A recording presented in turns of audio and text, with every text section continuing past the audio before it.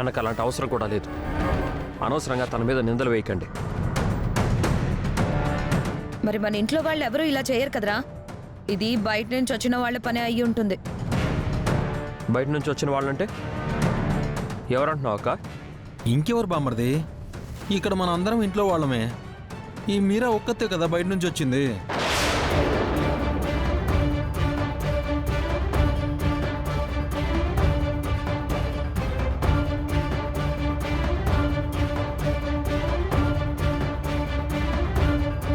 అంటే మీరే గారిని అనుమానిస్తున్నారా? అవునరా, నా అనుమానం కూడా తన మీదే. తానే గాజులు తీసుంటుంది. నేనెందుకు తీస్తాను బామ్మగారు? నాకేంటి అవసరం? ఏ అవసరం ఉండి గాజులు ఎత్తేసావో ఎవరికి తెలుసు? ఖచ్చితంగా నువ్వే గాజులు తీసుంటావు. అమ్మా, ఆధారాలు లేకుండా ఊరికే అలా నిందలు వేయకు.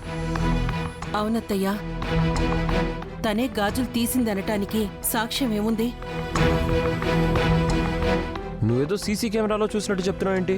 మీరా గారు ఎందుకు తెస్తారు? నా దగ్గర సాక్ష్యం ఉందిరా. అర్ధరాత్రి పూట ఇది నిద్రపోకుండా ఆ గది ఈ గది తిరుగుతోంది. నాకప్పుడే అనుమానం వచ్చింది. అర్ధరాత్రి ఇల్లంతా తిరిగిందా? ఇదేదో మనకు కలిసి వచ్చేలా ఉందండి. అవును, బాలే పాయింట్ వెతికిందా ఉందికా. మనం సేఫ్. రాత్రి నేను దీన్ని అడగటం మీరు కూడా చూశారు కదరా. ఇప్పుడు అడగండి గాజులు ఎక్కడ పెట్టిందో అని.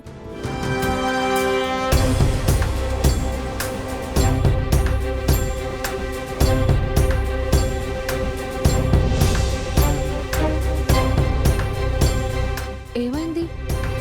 ఎందుకు అందరూ అలా ఉన్నారు? వీడు అహల్య కోసం కొన్న గాజులు పోయాయట. ఆ గాజులు ఈ మీరానే తీసిందని మాకు బామ్మగారికి కొంచెం అనుమానంగా ఉంది. ఏంటి మీరా, నువ్వు నర్సింగ్ మాత్రమే చేసావనుకున్నాను. దొంగతనం కూడా చేస్తావా? తను దొంగ కాదదితి. మధ్యలో వచ్చి ఊరికే మాట్లాడుకో. అది దొంగ కాకపోతే అర్ధరాత్రి ఇల్లంతా ఎందుకు తిరుగుతుందో అడగరా. మీరా గారు, మా నాన్నమ్మ చెప్పింది నిజమా? మీరు నైట్ ఇల్లంతా తిరిగారా?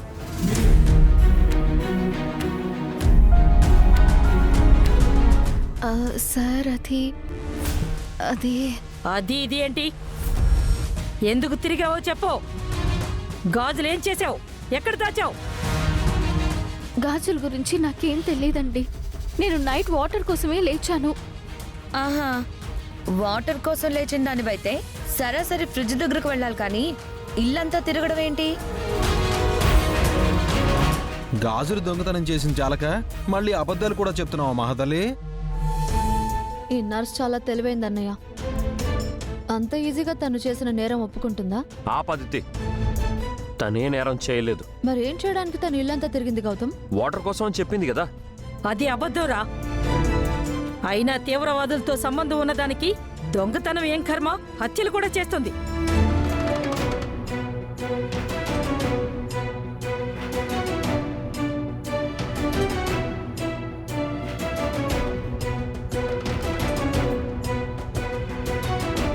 భగవంతుడా, నేను బాక్స్ కోసం రాత్రి వెతికానని వీళ్ళకి ఎలా చెప్పాలి?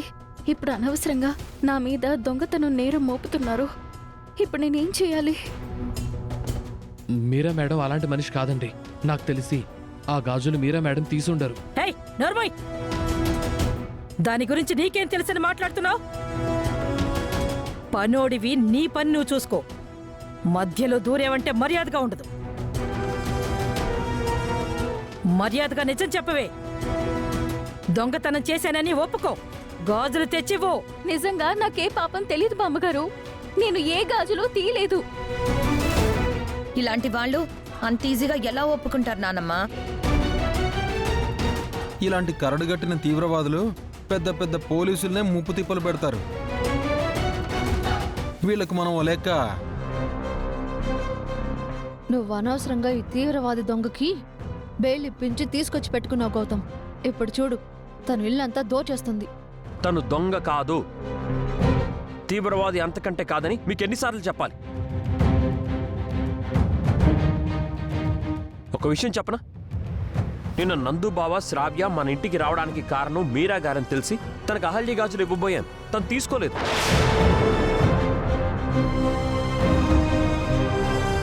అలాంటిది గాజులు దొంగతనం చేస్తుందా?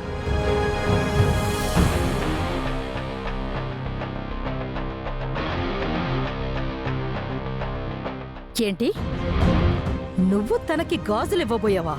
అవునానమ్మా, తన వల్ల మనకి మంచి జరిగింది. శ్రావ్య నందుబావ మన ఇంటికి వచ్చారు. అందుకే చిన్న కానుకగా తనకి గాజులు ఇద్దామని చెప్పేసి అనుకున్నాను. కానీ తను తీసుకోలేదు నానమ్మా. హా, ఇప్పుడు అర్థమైందిరా. నువ్వు గాజులిస్తే మేమేమనుకుంటామో అని అప్పుడొద్దని చెప్పి ఆ తర్వాత దొంగచాటుగా గాజులు తీసేసుంటుంది.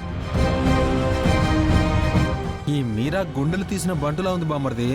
నీకే వెన్నుపోటు పొడిచేలా ఉంది. నేను ఏ గాజులు తీయలేదండి. దయచేసి నన్ను నమ్మండి. నిన్నెందుకు నమ్మాలి చెప్పు? నిన్నెందుకు నమ్మాలి? నీ గురించి మాకేం తెలుసు?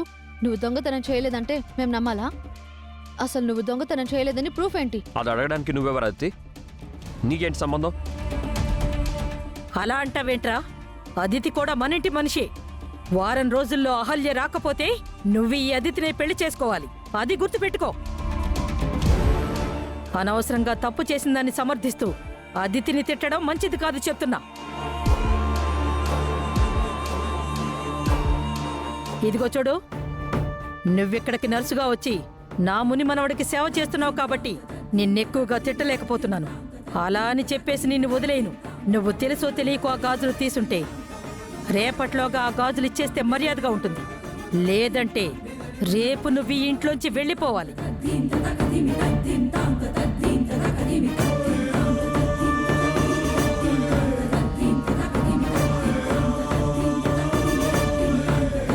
కరెక్ట్గా చెప్పావు నాన్నమ్మ. తను గాజులైనా తిరిగి ఇవ్వాలి, లేదంటే ఇంట్లో నుంచి అయినా వెళ్ళిపోవాలి. అవునవును, ఇలాంటి దొంగ మన ఇంట్లో ఉండడం కరెక్ట్ కాదు. తను గాజులు తిరిగిచ్చినా సరే ఇంట్లోంచి పంపించేసేయండి. ఈ దొంగ ఇంట్లో ఉండటం అస్సలు కరెక్ట్ కాదు. రేపే పంపించేయండి. ఎందుకు?